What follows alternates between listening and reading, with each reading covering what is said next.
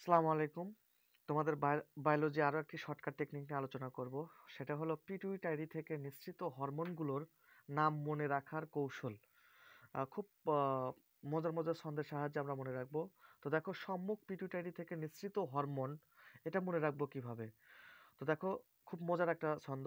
সোমার Thailand ফল খেলে pregnancy আসবে।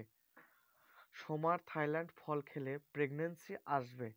তো দেখো, সোমার মানে সোমাটোট্রোপিন, থাইল্যান্ড মানে থাইরয়েড স্টিমুলেটিং, আর ল্যান্ড মানে লুটিনাইজিং হরমোন, ফল মানে ফলিকল স্টিমুলেটিং হরমোন।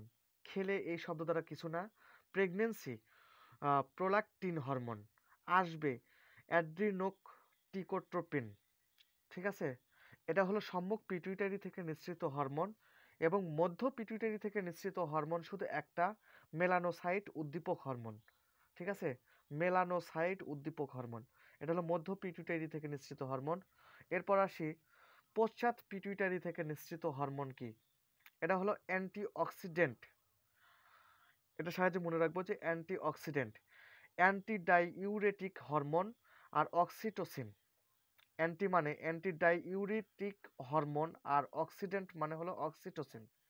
ঠিক আছে, আশা করি সবাই বুঝতে পারছো।